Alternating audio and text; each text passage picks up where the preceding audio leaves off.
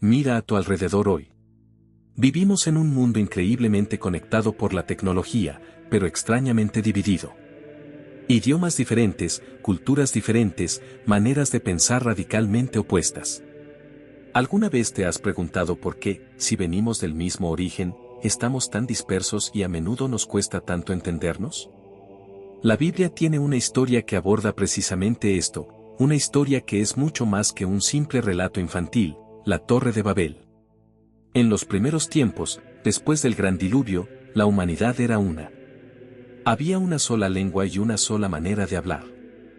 Esto, a primera vista, parece el escenario ideal, ¿verdad? Una humanidad unida, sin barreras de comunicación.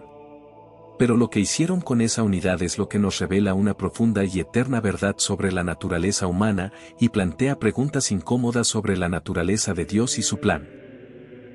La historia, en el libro del Génesis, capítulo 11, dice que mientras la humanidad se movía hacia el este, encontraron una llanura en la tierra de Sinar y decidieron establecerse allí. Y dijeron unos a otros, vamos, hagamos ladrillos y cosámoslos bien. Y usaron ladrillo en lugar de piedra y asfalto en lugar de mezcla. Hasta ahí, suena a progreso, a ingenio humano.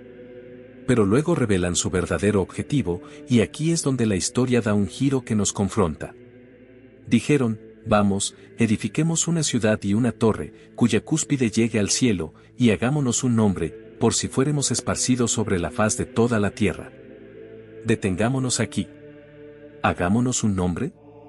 Esta frase, tan simple, encierra una de las motivaciones humanas más poderosas y peligrosas, el orgullo.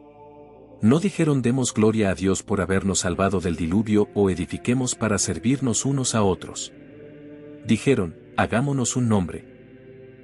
Querían grandeza para sí mismos, reconocimiento humano, dejar su marca independientemente de Dios. Además del orgullo, había otro miedo implícito, por si fuéramos esparcidos.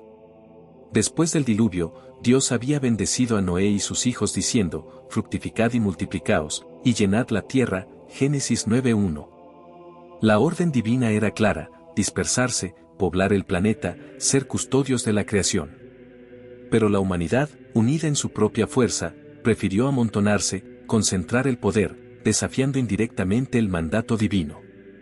Querían unidad a su manera, basada en su propia gloria, no en obediencia al Creador. La torre en sí misma es un símbolo poderoso. No era solo un edificio alto. Era un intento de alcanzar el cielo por sus propios medios. De crear una conexión con lo divino sin necesitar a Dios. Era la autosuficiencia humana elevada al máximo exponente. Podemos llegar a Dios, o al menos tan cerca como queramos, con nuestros ladrillos y nuestro ingenio. No necesitamos de su iniciativa ni de su escalera, como la de Jacob. Es la tentación original de Adán y Eva, seréis como dioses. Y entonces, la respuesta divina. Dice la Escritura que el Señor descendió para ver la ciudad y la torre que edificaban los hijos de los hombres. Y dijo el Señor, he aquí, el pueblo es uno, y todos tienen un mismo lenguaje, y han comenzado la obra, y ahora, nada les impedirá hacer todo lo que se propongan.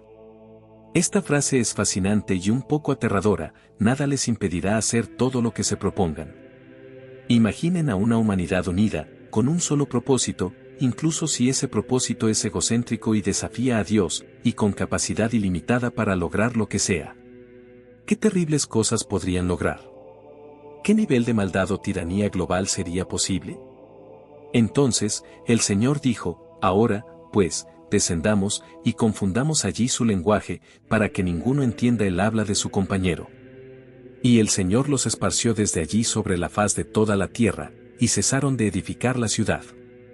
Por eso se llamó el nombre de ella Babel, que significa confusión. Tradicionalmente, vemos esto como un castigo directo y severo por el orgullo y la desobediencia. Dios detiene el proyecto humano y los castiga con la división. Y, en parte, es así. Hay una consecuencia clara de su acción. Pero aquí es donde podemos plantearnos la pregunta polémica e interesante, ¿fue solo un castigo? ¿Podría ser que la confusión de lenguas y la dispersión fuera también, en un sentido misterioso, un acto de protección divina? Si una humanidad unida en el pecado y la ambición desmedida tenía el potencial ilimitado de hacer todo lo que se propongan, quizás Dios, en su sabiduría, vio que la mejor manera de limitar el alcance del mal y preservar una cierta diversidad y potencial para la salvación era dividirlos. La división, vista así, no sería solo una pena, sino una medida profiláctica, un freno al potencial ilimitado de la corrupción humana concentrada. Es una perspectiva que desafía la visión simplista de un Dios arbitrario que solo castiga.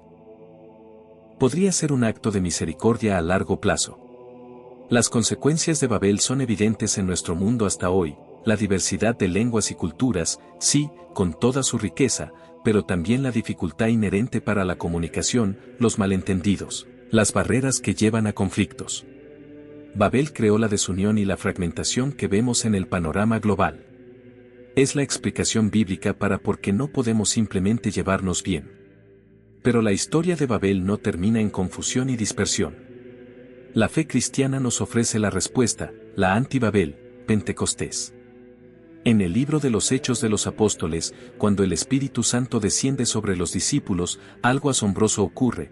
Personas de diferentes naciones y lenguas presentes en Jerusalén escuchan a los apóstoles hablar, y cada uno los oye en su propio idioma. Las lenguas que fueron divididas en Babel para confundir, son unidas en Pentecostés para anunciar la buena nueva de Dios. Pentecostés es la reversión de Babel.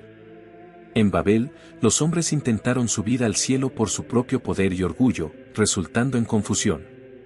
En Pentecostés, Dios desciende a los hombres a través de su Espíritu, y el resultado es la unidad en la comprensión del amor de Dios, superando las barreras creadas por la ambición humana.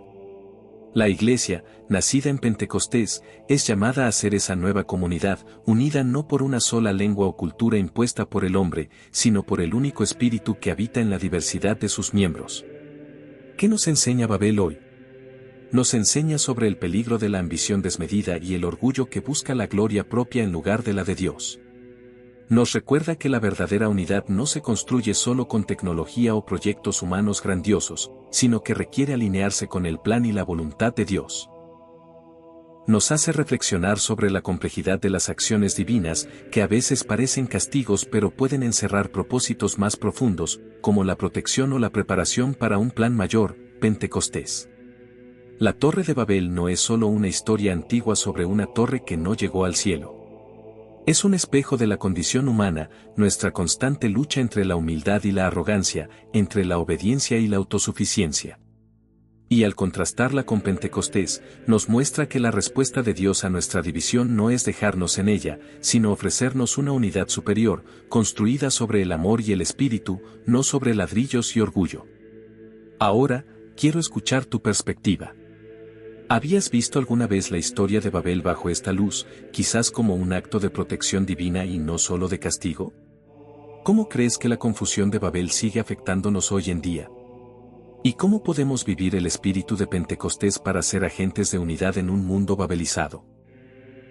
Deja tu comentario abajo. Espero tu reflexión.